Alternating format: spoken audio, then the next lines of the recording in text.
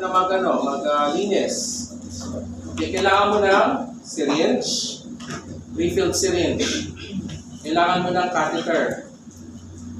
Okay, lahat yan sterile sa loob. Okay, so dahil nakaganyan siya, kukunin mo lang yung gloves. Naka-handwash ka naman eh. Tapos hindi na nakasarado. Usually ganito lang yan. Ganyan lang. Wala na siyang ganung cover. So, kunin mo lang yan. Lagay mo lang ulit dito. Then you open it. Okay, may mga folds yan. And then you do gloving again. Okay.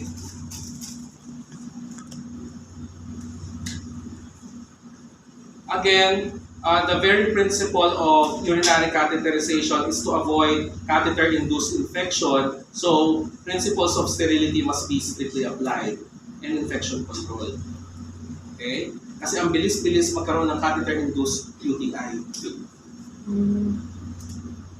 Again, ito. Serve mo naman.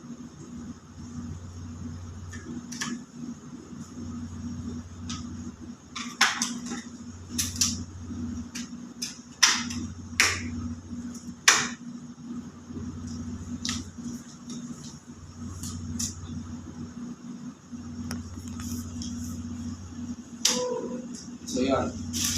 Pwede mo itapon. Pwede mo matatouch yung loob. Okay, then let's start with female.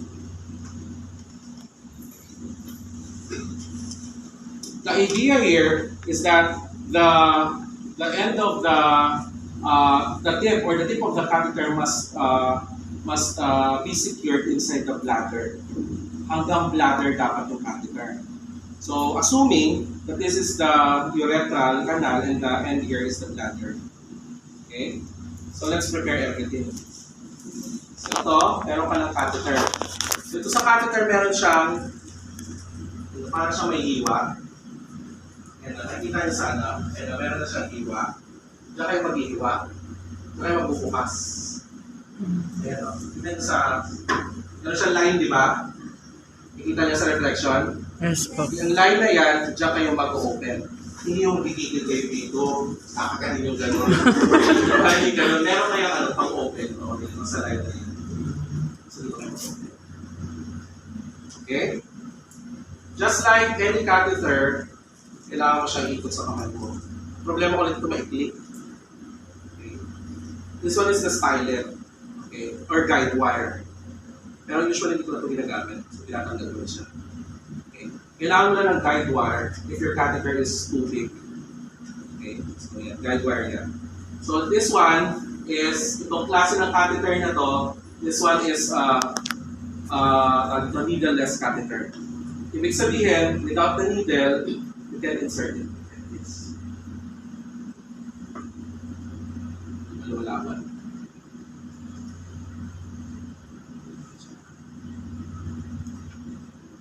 Madami kasi research before that shows yung needle prick injuries are caused by the needles in the syringe during catheterization. That's why the end of the tubing was converted into a needleless catheter. Ginamit ko gano'n, ikipan mo lang. Okay? So, dahil wala yung checklist, makinig na lang kayo sa akin. Okay? So, ganyan na siya. So, i-prepare nyo na agad na ganyan. Okay? And then, ikot nyo siya sa kamay niyo. Kung ano man, dominant or non-dominant hand. Ganyan dapat siya. Tapos, i-prepare nyo na yung lubricant. Saan ilalagay yung lubricant? Sa may grills. Ito pa rin. Basta yun. Kukunin ko natin lagayan. Okay? Lahat ko sterile guys ha. Kung sakaling hindi man sterile yan, you create an environment that is clean. Okay, and then you prepare everything first before you do gloving. Okay, dapat kinonect mo na to dito, pero pag wala kang sterile pack, dapat ang catheter mo, hindi mo ilalabas sa plastic. To make it sterile pa din. Naka-plastic pa rin yan habang pinaprepare mo lahat. Saka ka lang mag-gloves kapag na-prepare mo na lahat. Okay? So using your dominant hand, you hold the catheter like this, and then you apply generously the lubricant. Before, nag-ano pa tayo? Nag-check pa tayo ng balloon. Okay, before you insert, nag-check ka ng balloon. Okay?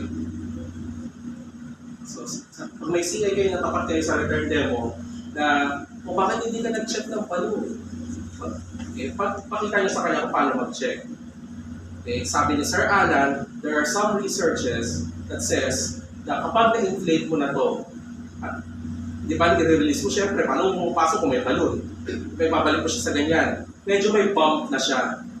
Di ba? That bump could cause trauma to the urethral opening. Okay? Or the meatus, or the urinary meatus. Magkukos ng trauma. Kaya, based on studies, tinanggal na yung pag-check ng balloon. Okay? Dati kasi ginaganyan pa natin yan. Okay na po yung balloon. Okay. So again, makikita nyo dito sa tip ng catheter kung ano yung size niya. Nakalagay dito, 10 French or French 10, 3 to 5 ml ng distilled water. Sa loob kasi ng lumen na to, dalawang butas yan. One for the distilled water and one for the urine. Dalawa yan sa loob. Siyempre hindi nyo nakikita. Diba? Kasi di ba natin hiniwa. Okay, so dalawang two-way catheter siya. That is why it is called two-way catheter. So let's go back. So let's say, nakapag-check ka na ng balloon. Intact yung balloon mo. Or working yung balloon mo. Kung mapapansin nyo may bump na siya, hindi na siya flat. Diba? Try nyo i-aspirate. Medyo kumunti na, pero may bump pa din. Okay? So first, since na-disinfect na to, this is almost considered sterile. Guys, ang titignan nyo, papasukan nyo yung taas. Ano ba ito nasa baba? Vagina. Dati may kanok sa tiyan, pasok dito. So yung urine output, kung makaka-output ka sa vagina ka. Diba? Mas malaki yung butas ng vagina. Ito sa meatus, mas mahirap na natin kasi maliit yan. Mukha lang siyang madali. Pero sa actual na pasyente, mahirap. Okay? Try nyo silipin. Sa bahay kayo. Okay? Hindi nyo makikita, di ba? So yun. Ito yung usual na problem ng mga estudyante. To locate for the urinary meatus per female. Okay? So once okay na, you open mo ganon, you will use your non-dominant hand to open the meatus. And then, insert it.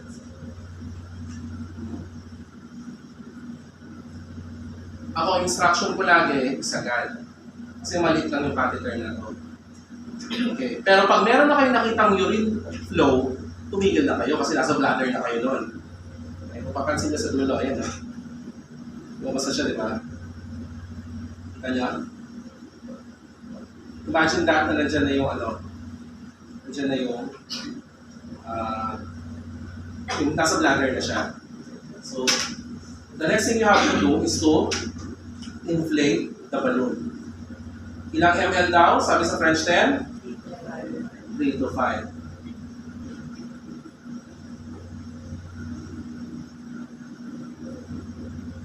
Huwag nyo agad-agad i-release. Kasi pag binitawan nyo ito, tingnan nyo, bumabalik. Diba? Kita nyo lumilit ulit? So, yung hold nyo lang. Diba? Nagbigay ka ng 5 cc. Huwag mo binitawan. Kaya ang susunod mo gagawin, release it from the opening, and then, yan na siya. How to check? If naka-anchor, atake mo. Ginaganyan namin yan. Okay? So pag may urine output ka na, immediately get your urine bag. Itong urine bag, nakalagay ko sa side rails, sa gilid. And then, yan yung side rail.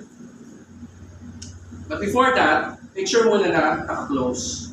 Alam ba natin, ito yung problema ko natin. Nakakalimutan ko kung check ko yung close. Kung naka-close. Pagkapasok ko ganyan, pagkakunin ko dito sa tubig, nakabukas, sabi ko, ito wala output, ito pala pasang-basa na yung tubig. Nasa sahig lahat ng urine output ko. Okay, bad rin talaga yun kasi nakakapagod ng linis. Okay, so, Just ilalagay nyo na ganyan, kasi sterile nga to eh. And then, connect this here. Yan na siya. Okay? For females, ita-take nyo siya sa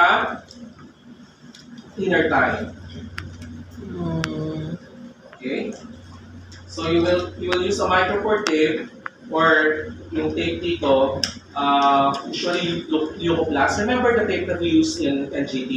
Yes po. Yung mic pet, yun din yung gagamitin nyo dito. And secure it in the inner thigh of a female patient. Okay? Nagka siya na dito sa female? Wala. So let's now move on to male.